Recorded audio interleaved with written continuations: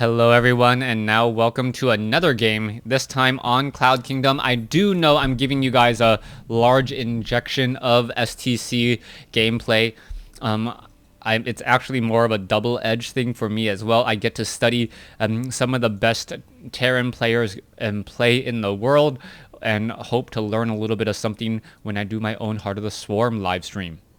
Now, if you guys are wondering when I do a live stream, make sure to follow me on Facebook.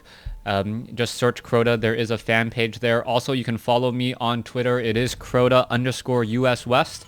And if you guys are not subscribed to me on YouTube, please do so.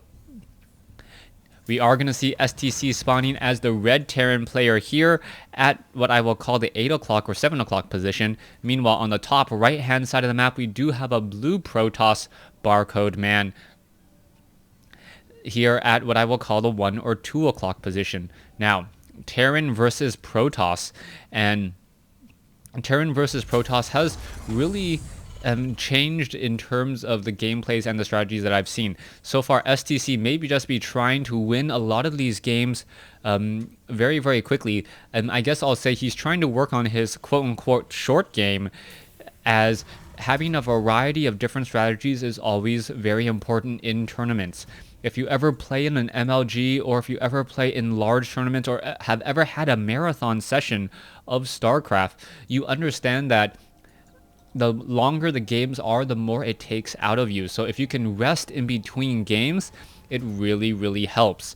Now, having a short game will definitely allow that, as we do see a supply depot has been added on the front door. And this is interesting. STC actually also has a refinery as well, so he will actually end up delaying his orbital command significantly.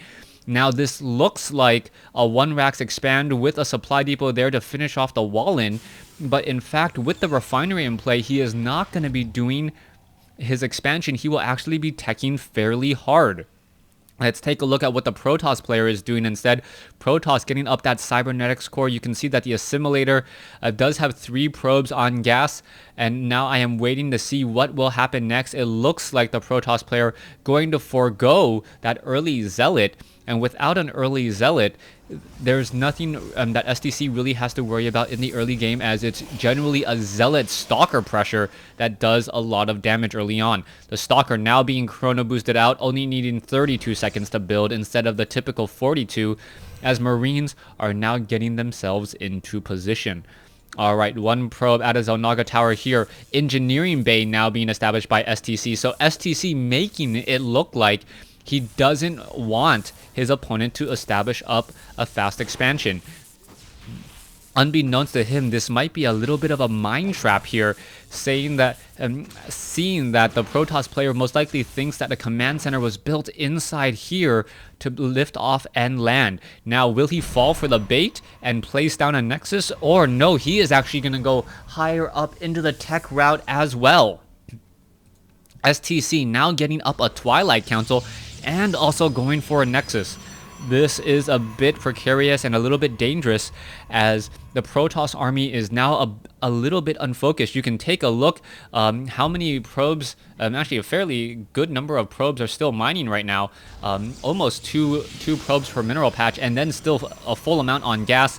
That chrono boost does do wonders. So far, let's take a look at what the Protoss player STC is doing. He is now going to be going into Cloaked Banshees, it appears. And this Cloaked Banshee play, will it be effective? That is going to be the question. Cloak already coming in, Banshee now being trained. Let's take a look back over here. We can see Twilight Council. Is it going to be researching Blink? No, it is going to be Stalkers. No, sorry, it is going to be Dark Templars. So Dark Templars versus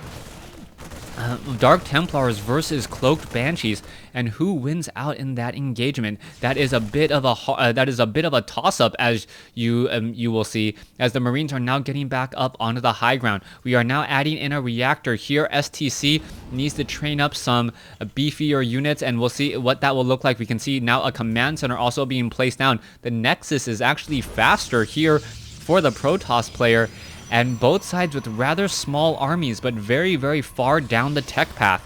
Alright, out moves a Banshee. The Banshee is going to get spotted by that probe, and that was huge. Alright, this probe now down over here, is it going to try and perhaps warp in a pylon and be able to warp up onto the high ground? Let's take a look. I don't see a reaction coming in from the Protoss at all.